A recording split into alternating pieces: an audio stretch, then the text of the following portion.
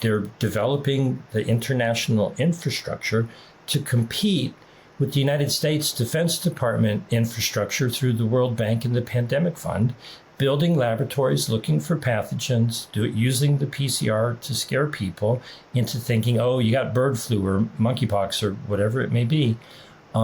It's a psychological operation. And unfortunately, they're really, really good at messing with people's heads. Vaccine hesitancy is one of our top global health threats.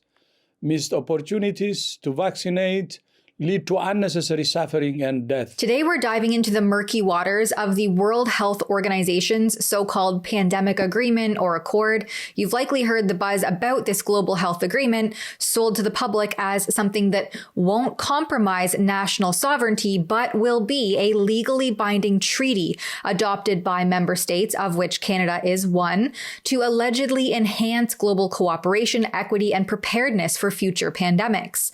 The WHO, that's the World Health Organization's head honcho, Tedros, and the clapping seals at the World Health Assembly are claiming its recent adoption at their assembly in Geneva, Switzerland, as a big win. But is it really a done deal, or is this just another chapter in the masterclass of propaganda? I sat down with James Roguski, a relentless researcher out of the United States who's tracking the WHO's moves to unpack the truth. Let's get into it.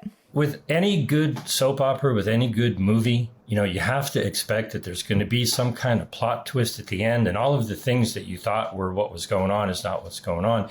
So what is really going on at the World Health Assembly, in my opinion, is a masterclass in propaganda. They failed.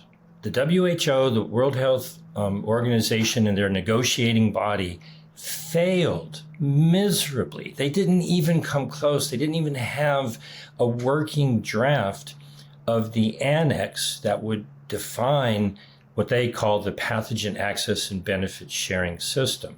They tucked that off into a corner and said, we'll get to that later.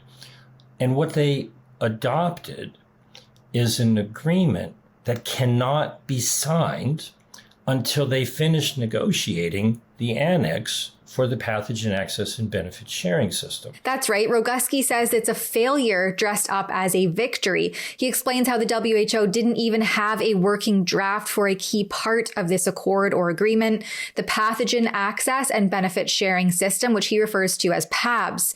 So what did they actually adopt? An agreement that can't even be signed yet. Let's hear more about what this system really is about and why it's raising red flags. To take that genetic information and turn it into laboratory tests, like the PCR fraud, or drugs, or more mRNA gene-altering therapy that they can profit from in return for a benefit sharing agreement.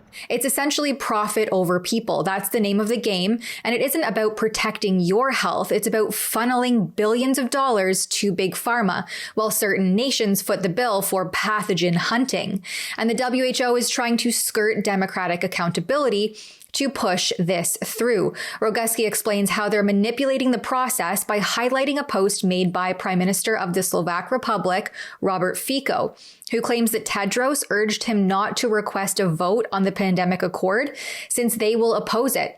And he cites concerns over state sovereignty and human rights. First off, my late grandmother immigrated from, at the time, Czechoslovakia. So I'm proud of my people speaking up and being brave and pushing back. But there was a quote that was in that tweet that President Fico put out where it seemed just so wrong. It seemed like Tedros was saying, you're standing in the way of democracy because you want us to vote. Now, this all might seem unbelievable if it weren't for the fact that the WHO has a track record of trying to skirt the voting process to ram through efforts to strengthen their global health powers. Ultimately, Roguski says that he saw 46 nations walk out of the vote completely, with at least 11 abstaining, showing cracks in the WHO's united front. There are those who claim that the pandemic agreement and IHR will cede sovereignty to WHO and give the WHO Secretariat the power to impose lockdowns or vaccine mandates on countries. You know, this is fake news, lies, and conspiracy theories. But what's really driving this accord? Well, Roguski gets to the heart of it here. The mRNA platform is the weapon, okay? The test is the psyop to get you to think you need to volunteer for the weapon. And if they can get enough people to continually not get, they're with the program, they're not understanding that it's a psychological manipulation. Governments have had to persuade their populations to accept new behaviors and conditions, all in the context of rapidly evolving evidence.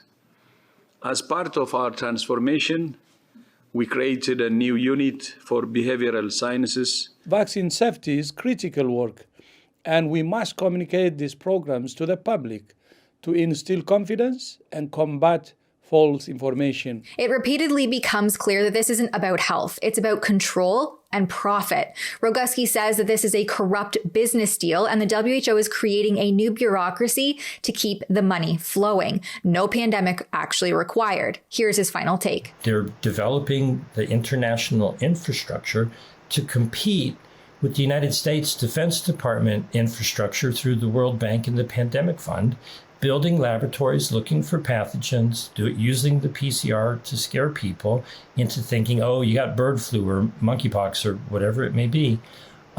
It's a psychological operation. And unfortunately, they're really, really good at messing with people's heads. So there you have it, a pandemic accord that's more about greed than health, pushed through with propaganda and bureaucratic tricks. But as Roguski says, this is far from over. The agreement can't be signed until perhaps sometime next year at the earliest, giving citizens and countries time to raise awareness and push back. So if you feel helpless, what can you do? You can stay informed, you can question the narrative and think critically, and speak to your elected representatives to let them know that you're paying attention. For Rebel News, I'm Tamara Ugolini. To stay up to date on all the WHO happenings, please head over to exposethewho.com, sign our petition there, and support this work if you'd like to see more. That's exposethewho.com.